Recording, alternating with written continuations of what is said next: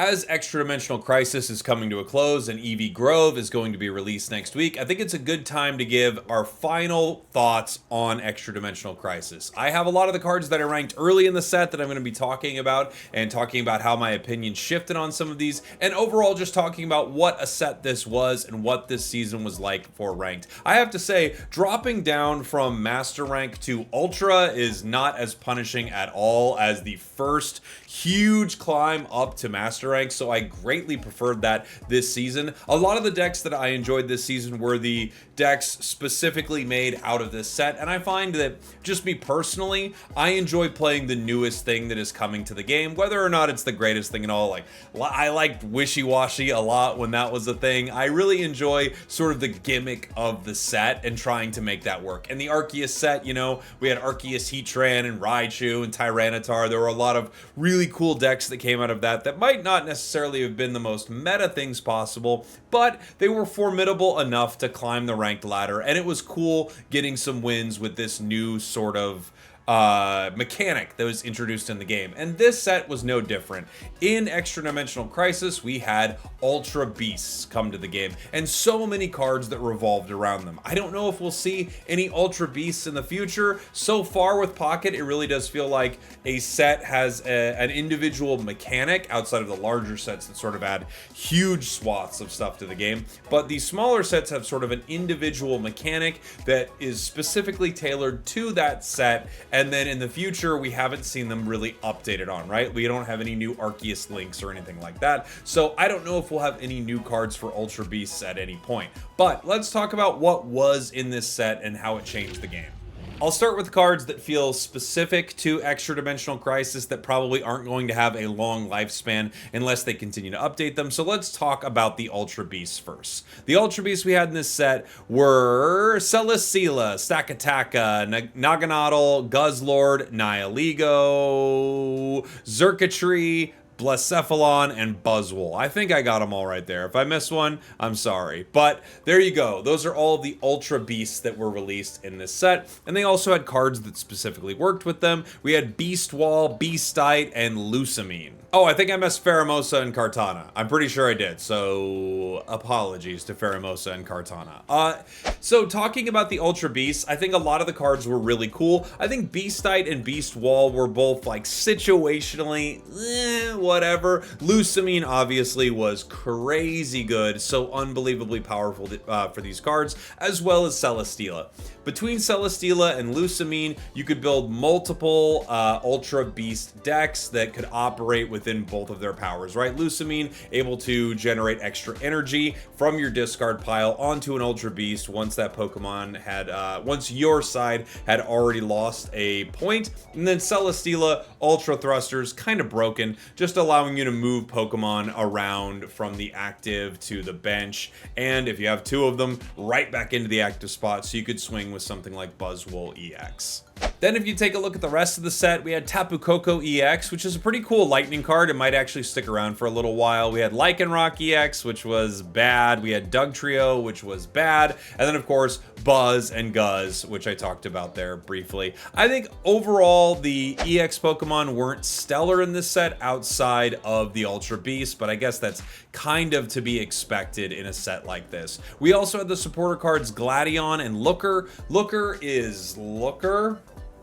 I don't know what to say about this card. One of the worst cards they've ever printed. And then we have Gladion. Gladion, very specific, but very, very good. Outside of the EXs and the Ultra Beasts, I think kind of the biggest conversations are cards like Stoutland, which was pretty huge, Zeraora, which has made its way into a lot of Lightning decks, the new non-EX Decidueye, and of course, one of the most meta cards that they released in this set, maybe the card that will stand the test of time, Type Null and Silvally. Silvally is incredibly good.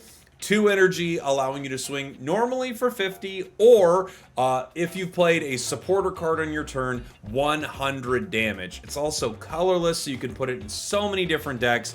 Just pretty incredible. I also think Electrical Cord is a pretty good tool for your lightning decks, so that'll probably stick around. And I personally love Repel as an item. I think it's really good. It's nice to be able to have the ability to use this and have not spent a supporter, so you could also play a supporter supporter on your turn. However, it has to be a basic Pokemon in the active spot. So overall, I think the Ultra Beast gimmick worked really well. I also think Silvally will be a meta card for a long time. You could see Electrical Cord stick around in Lightning decks, as well as Tapu Koko and Zeraora. I think those are the big ones from this set. Stoutland also in the conversation. This is a really fun card. Probably not the most meta, but at the same time, you could build really cool decks with it and get some fun wins. So at the start of Extra-Dimensional Crisis, this is where I kind of set everything here. And I didn't rank every single card, but I'm going to go ahead and bring up some cards that I didn't talk about in this set as well. We have our Looker tier, a tier for a card called Looker, because it's like one of the worst things they've ever released. And then we have our normal tiers. God tier, where we only put one card. We're not freaking Norse around here. S tier, incredible. A tier, very, very good. B tier, still got the B tier. These cards are fine. Charizard tier. These cards are kind of underwhelming. And then the Dragonite tier. These cards are pretty dang bad. Named after Dragonite, when Dragonite was also quite bad. All right. Let's see what kind of cards we didn't rank in this set. I didn't rank Sharpedo. I think Luxray could probably head into our Charizard tier. It's not bad by any means, but it's also not great, right? Xurkitree, I didn't spend much time with at all in this set. I made one deck with it. I also think it's pretty underwhelming. Trevenant and stuff like that, I think are just not even cards to talk about. They feel like pack filler to me. Let's see, who else? We had Stoutland. Yeah, I think those are the major cards in this set. So I just added Luxray, Xurkitree into our C tier. I think that's pretty fair. Looker stays exactly where it is. What an abysmal card Looker is. I mean, Looker is, the crazy thing about Looker to me, hold on. I just want to pull up the text here on a side screen. Looker is insane.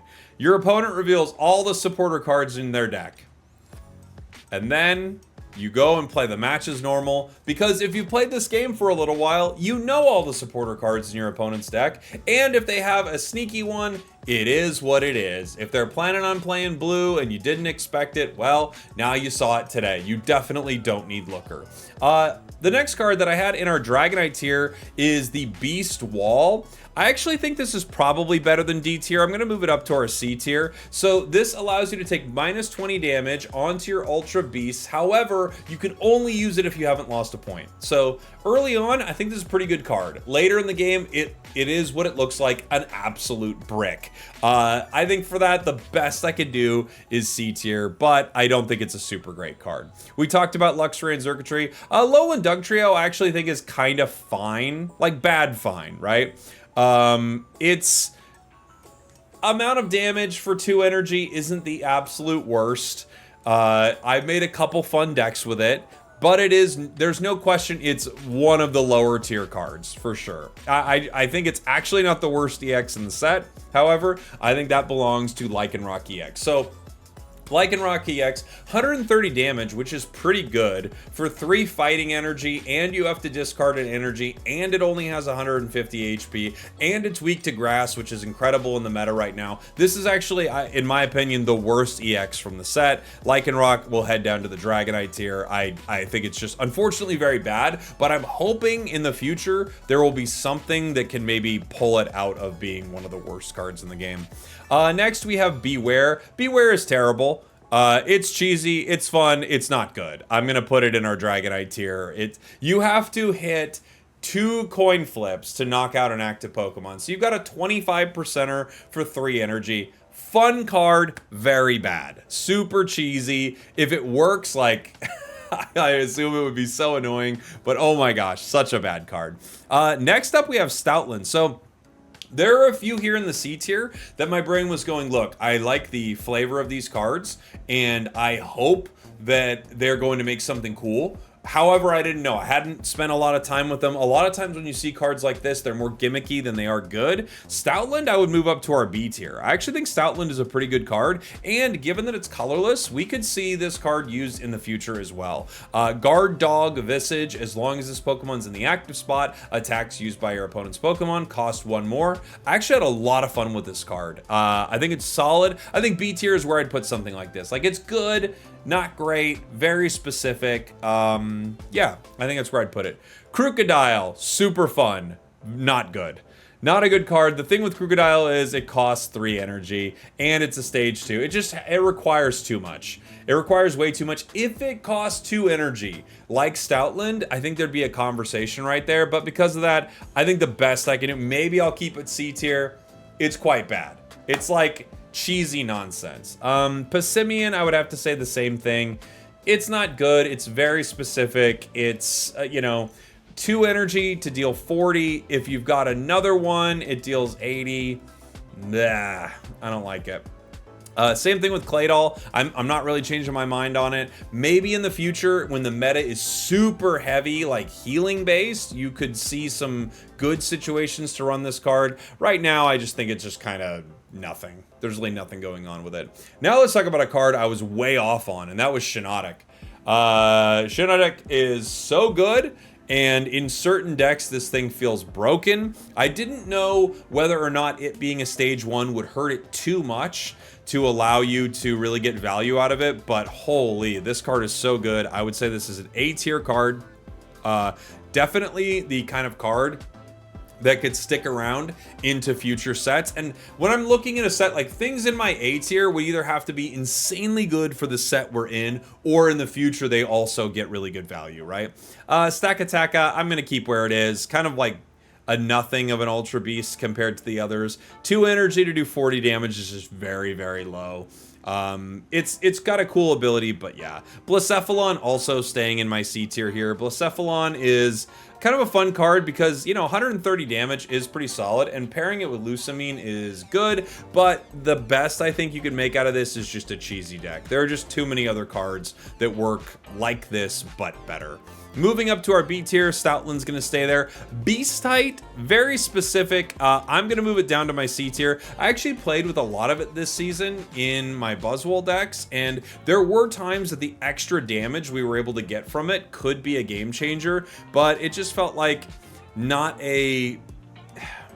It didn't feel like you were able to unlock value with it early enough, so because of that, I think it's just kind of a C tier card. Naganadel, I think B tier is a very fine place for it. This card's pretty fun. It's, you know, it's a nice poison card. 40 damage plus poison, decent amount of HP, and with the Ultra Beast tag, you can move it into a lot of decks. I think for this set, this feels like a B. For sure. Decidueye, I think I'd also keep in our B tier right here. The cool thing about this is I could see a reality where this actually gets more play in the future. So this actually, kind of like Stoutland, I think is better in the future than something like Naganadel. So they're both hanging out in the B tier, but future-wise, Decidueye's future's looking good.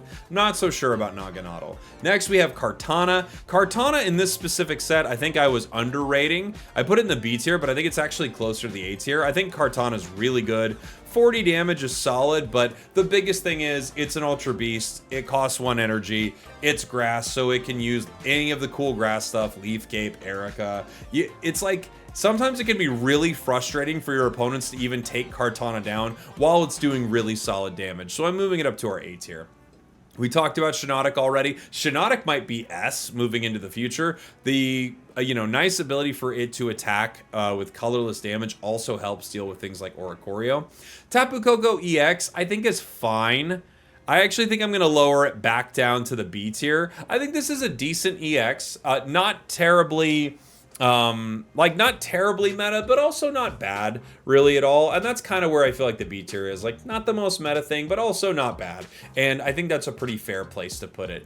Guzzlord EX I'd probably keep in our A tier for this particular set. And there also could be some realities in the future where this slots really well into some of the dark decks you're playing.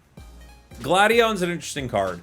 I can't really talk about it without talking about Silvally. I'm just going to move it up to our S tier, only because it's part of a combination that I think might be around for a very long time. Electrical Cord, staying in A tier, really good for lightning decks, also really future-proof, probably around for a long time. I could see an argument that this is maybe one of the S tier cards, because I do think it's going to be pretty much in every lightning deck. Repel, for me, it's probably A. In reality, I think it's closer to B. I love this card, and the more that I've been playing with it, the more combinations I just like.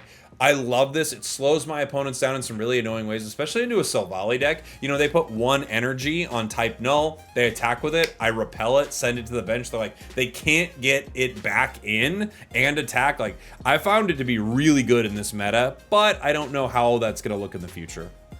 Nihiligo, gonna stay in the A tier for me. I think Nihiligo is a really good card, will be a staple in poison decks, probably forever. It might lose some value, but it all depends on how prevalent things that, you know, avoid status effects are. Like, in an Arceus EX meta, it's kind of terrible, right? In the meta we're in right now, pretty dang good. Zeraora, I think I'm gonna move Zera to our B tier. I do think Zera is a good card. I just don't think it's, like, unbelievable. I think there are some really cool decks with it. The ability to get energy for free is pretty amazing. I think it could stick around in lightning decks for a while, but I mean, just as often as you get this, you don't. So it feels like more of a brick sometimes than not. Yeah.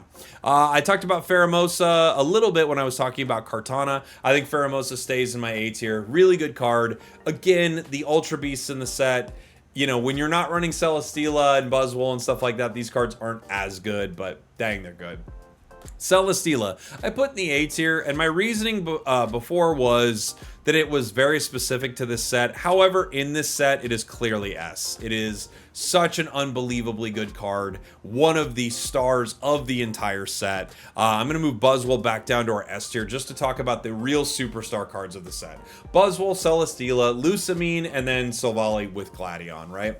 All of these cards are amazing. Buzzwole was my favorite deck of the entire set, and it is extremely powerful. It could definitely stick around and be a meta option for a while. Ultra Beasts don't feel like they're going anywhere anytime soon. You could definitely play these moving into next season, even though there's some really cool stuff coming. But I do have to change my mind on Silvally. I said it was an S tier card, and it is an S tier card, but I do think it ended up being the God tier card of this set, specifically because this card, like Magnezone, is kind of future proof. You know, we could see this forever. We could see this in so many decks. It being colorless is brutal. The amount of HP it has is really solid. The damage is kind of absurd, and this feels like it slots into the meta for, you know, sets and sets to come. For that reason, it is my God tier card. So I think I got a lot of this set right. There are a few things that I missed on. I missed on Shiinotic. I thought Celesteela was pretty amazing. The more I play with it, I think it's actually crazy good. I think I was off a little bit on Lycanroc. I was hoping I could make something with it work, but I do think Lycanroc is terrible. I was right about Looker. And yeah, overall, I thought this was a really fun set. I enjoyed it quite a bit, and I'm excited for EV Grove. I know, just like, you know, people were looking at Shining Revelry and I think Extradimensional Crisis. I think there were a lot of people going, this doesn't feel that good, but I'm excited to see what it looks like when it actually releases. Oh, and for what it's worth, Shiny Greninja, God tier as well. Looks like we're freaking Norse around here. Thanks for watching. Thanks for listening. Love you. I'll see y'all next time. Save up those hourglasses. We did it.